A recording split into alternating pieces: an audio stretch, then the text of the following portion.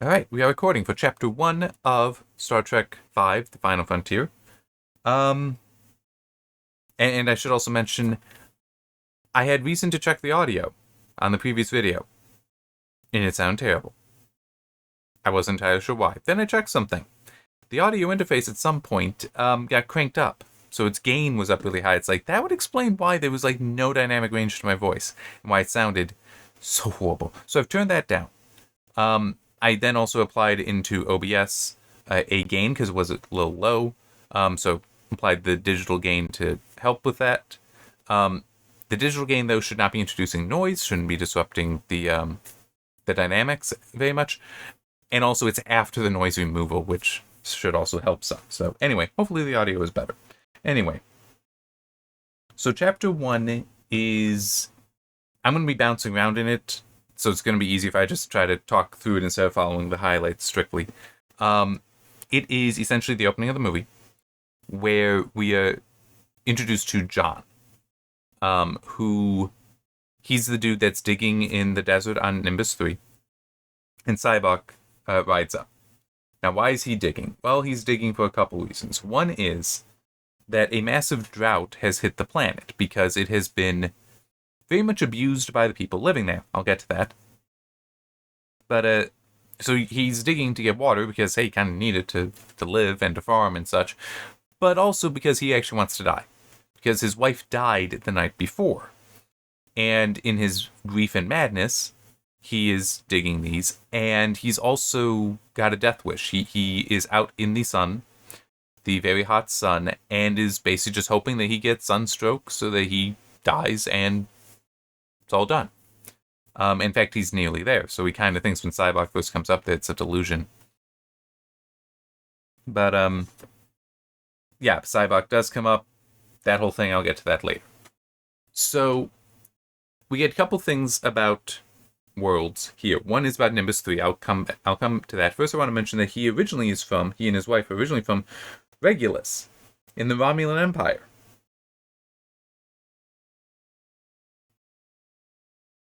So in the movie Wrath of Khan, it was Regula 1, but in the novelization, it was Regulus, and very much in the Federation, because you wouldn't be doing the Genesis Project in the Romulan Empire. Yeah, that's a bit of a problem.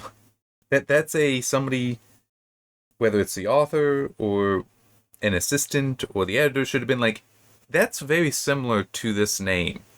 We shouldn't be using it and saying it's in the Romulan Empire. And plus, I mean, Regulus, the difference is gender. I mean, in Latin, that is in fact it. Regula, the A there would be a female name, or the feminine version of the name. Regulus, US, would be the masculine. So, yeah, it is incredibly similar. It's not unreasonable that it could even be the same place, but it's also, I wouldn't think it's like, there's Regulus. I wouldn't think that's the case. I don't know. I haven't checked any star charts, but it's still, yeah, I don't like that. So yeah, now let's get to Nimbus 3, which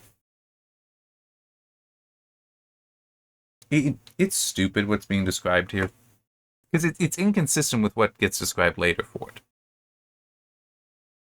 All three of the great powers that we know of, Klingon Empire, Romulan Empire, and the Federation, all have a claim to the planet. So the decision was made, we'll just share it. Not really a great decision, but still, they then try to come up with a peace treaty for how the planet is governed so that it is shared amongst them. And this is why it gets the nickname the Planet of Galactic Peace. It's kind of mocking it. But we also then get this. And then while the three governments were drawn into arguments over details, the settlers had decimated the forest, exhausted the mines, and destroyed the ecosystem by farming with the aid of chemical toxins that had long ago been outlawed elsewhere in the galaxy. It had also been mentioned that it had possessed enough natural resources to be worth squabbling about. This was mentioned earlier, but it's like, if it was worth squabbling about and they've already exhausted the resources, doesn't have much on there. But also mentions later, and I did skip over one thing, I'll get to that.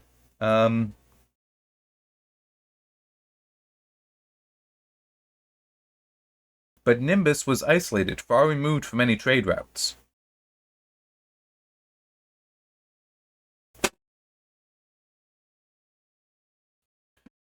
You're a planet that all three of these great powers have a claim on, which means that it is near the borders of all three.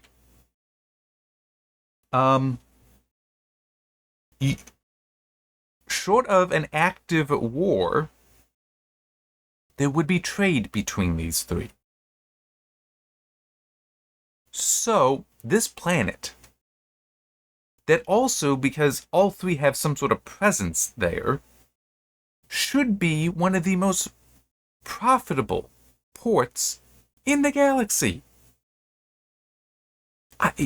It's an intersection of these three great powers that, because they all have a legal presence there, can also all coordinate and can figure out trade there. Just as far as, like, you don't have far to go to deal with the borders, the rules at the border. So it's the customs stuff. It's like, this is a wonderful site. It should be incredibly wealthy and well-developed. Instead, it's saying, nah, it got exhausted of everything worthwhile. But no one wants to leave it, apparently? I don't get it. It's also mentioned, and this is actually important, the settlers, most of whom, like John, were volunteers who had come to escape execution or imprisonment. So it was basically, they were being told, okay, look, you got a choice. You can you can either go to prison or you can go to the army. This was, you can either go to prison or you can go to Nimbus. And he decided to do that. His wife went with him. And this is important because... Yeah, let me just read it. So this is Cybok talking. Each of us hides a secret pain. It must be exposed and reckoned with. It must be brought forth from the darkness into the light. If it were kept secret, I'd like this better, but let me finish reading it. No, John cried with sudden anguish. As the stranger talked, the image of Zara, his wife, lying dead upon the hard, narrow cot that was their bed, struck him full force. He could see her last moments of life again, could hear her gasping for breath, unable even to speak his name, her eyes full of misery and concern for him. For him! She had chosen to be loyal to her husband, and the decision had destroyed her. John trembled under the weight of Zara's quiet suffering, under the weight of his own guilt. The sensation of a cool touch upon his forehead, which, by the way, this is a bit of an issue, because it keeps describing that Cybok has his hand there, but then also he's a distance away. Which is it? Share your pain with me and gain strength from it. This isn't highlighted, but it does help with the explanation. John ceased struggling, the horror of what had happened to Zara, the look on her face when she had been forced to leave her family, the expression in her eyes when she died, the drought that had rendered the land barren, the shame of banishment from Regulus, in short, the utter ruin that was his life. All of his misery washed over him, engulfing him with sorrow until he could bear no more. He cried out and sank to his knees in the hot sand. So something else that's necessary, that it is helpful to understand the background going on here. But there's also, she could have left Nimbus and gone back to her family, but it would have required divorcing and renouncing him, which she didn't do because she loved him that much. And when he thought he could stand no more, the pain eased, as if gentle invisible hands had reached in and lifted it above him. The events that had caused his grief did not disappear, but now he saw them with another's eyes that were objective yet sympathetic. John could face them now with a strength he recognized as not his own, but the stranger's. Even the memory of Zara's death was tolerable now, as if it had happened 20 Saul's years ago instead of hours ago. John saw the part he had played in his misfortune, and knew with unshakable certainty that it had been Zara's decision to stay. one quick thing. We don't need to use sols. I mean, I get it. It's sols, reference to solar years. It's like, just call it years. There's no reason you can't. Oh, but, Vulcans also have... They would have a different word. Vulcans would have a different word than years. We would translate it to years, but it would make more sense to just keep using that word when you're referring to the length of the Vulcan year. That's more just, I dislike the jargon. Okay? I just don't dislike the jargon. Okay. So, the issue I have with this, and why I said I wish his pain had been kept secret. I hope I'm not just a heartless bastard. Maybe I am. This isn't impressing me as a secret pain. I mean, it seems actually pretty common or pretty reasonable that, yeah, he's a screw-up. He's a failure. The only good thing in his life is his wife. And it's because he's a screw-up and failure that her life is now miserable. And not only that, her life is ended. And I'm just like, yes, and? I mean, it's like, that makes perfect sense here. What is secret about this? And Cybok basically, I mean, it seems like Cybok is just able to view this, and through the mind, view it and be like, but she loved you. It's like, yes.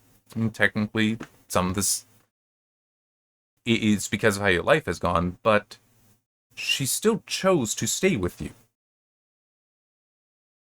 Like, it sucks, but celebrate the love. Be happy about the love there. And just is like, I feel like if he just had a good friend that could point out, she really loved you, dude. I mean, yeah, it sucks she's gone. It's miserable. It's horrible that she's gone. But it is no more your fault that her misery is no more your fault than the love she had for you being your fault. It's like, it's celebrate the love there, which was immense that she chose to do that she chose to suffer to stay with you. It's like, that's actually really impressive. Now, I'll grant, a good friend or a therapist or a priest, someone like that, helping him through this grief would take a long time. Cybok's doing it in about 20 seconds. That's impressive. That is helpful, but it still is. As a secret pain goes, it's not that impressive. And it's also, I don't know how secret it would actually have been. It's just, he'd know. I mean, you could kind of imagine that it would have been brought up at times before. I mean, it's even mentioned in there, the whole, she could have gotten medical help if she went back home, but she'd have to divorce or announce him. They would have had that discussion, and she would have been the one refusing, because, no, I'm not leaving you, I love you. It's not that impressive to me. It's just, hopefully some of the secret pains we get later are more impressive. It's something where it's like, okay, yeah, I get how that's really, really secret. And I don't know. I'm pretty sure I'm not heartless. In fact, in some ways, I'm kind of a romantic. But maybe it's just because I read too much or I write too much and I think about stories too much. It's like, this isn't that impressive. I mean, it's motivation for his death wish, yeah. But it still is. If it was, he just passed out, fell down, and then next thing he knows, he wakes up in his home with Cybok basically there cooking food or just sitting there eating. And it's like, what's going on? And then Cybok just tells him, I found you out there, buried your wife. And it's like, did all that, and it's just, I'm here to take care of you now. It would take longer, but this is still like just a standard thing. It's... Yeah, I mean, it's not that impressive. I feel like that's like 101 kind of stuff. So yeah, all right. Hang on, let me see, because it basically ends with "You're a Vulcan," and Cybok throwing his head back, laughing. Okay, so chapter 2 we do get El Capitan, so do get Kirk climbing it. But yeah, and now I'm just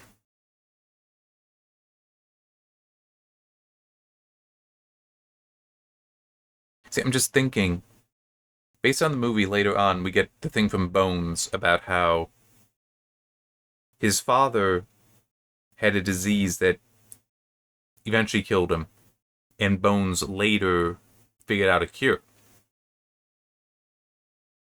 But an aspect of it was um, his father was on life support and in pain, and that Bones is the one who ended the life support. And so finally let his father die, and that was his secret pain, which is like, okay, that I will grant. Secret pain there, because I could very much see that being a thing that Bones would keep secret. Um, Depending on when it happened, I could, even from Kirk and Spock, I could believe that. Well, it had to have been recent, because it would have been something that Spock would be aware of, just because of the whole stuff with Search for Spock and Voyage Home. But it's like, I could see that being something that Bones would keep secret. That's like, nope, I gotta bear that myself. And not just because this is my pain kind of thing, but as this isn't something to trouble somebody else with. I'm a doctor. I know people die. I know that very well. And like he's embarrassed by it. So yeah, that I can see as secret pain there. But I don't know. That still just seems like you talk about it, you get through it that way. And then for Spock, it was the whole him being born was his secret pain. It's like, seriously? It's like, well, yeah, because he's half human, and that he feels shame and guilt from that. It's like, dude, you also wanted to like legendary Vulcans. I mean, it's that one. I mean, I get it, but it's also, reading through the stories, it's like he's gone through that. I mean, yes, in Search for Spock, with Kirk and Sarek talking, and how Sarek even says, was between us we dealt with long ago. That would have been that. So it's like, again, that secret pain. It's maybe it'll be more significant in the story. I hope so. But it is just one of those things where I think, as I said, I think about stories enough. I've written enough where it's like, could you give me something better? Or at least something where it's like, it's not just you need to talk to somebody about it and you get through it, and you need Cybok here to do his thing. So yeah, I don't know. I mean, I doubt it'll be that different, but maybe we'll get some more information that will make it seem more different. I don't know. I don't know. And there's also the whole thing going back with Spock. It's like, how is it your pain, but I'm only half Vulcan and half human and all that. It's like, yeah, but your parents knew that and still had you. I mean, dude, your parents had you because they love each other and wanted to have a child, which was you. They knew you'd be half and half. Where is the problem? Where is your pain here? I was like, fine, you were an outsider. That's other people being assholes to you. That's not anything on you. I don't know.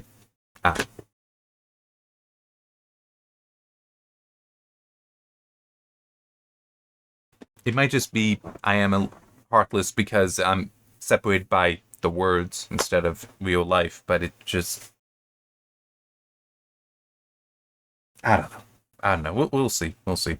I should say this. I should say this. The writing itself, I was actually enjoying. I've read better as far as like having a beautiful flow to the language that makes me want to continue reading. I've read better than this, but it still is actually pretty good. So it's yeah, I haven't got any complaint there. It is thus far an enjoyable read. It's the content that might be different. And by the way, there's another story I know. I'm not doing videos on that though.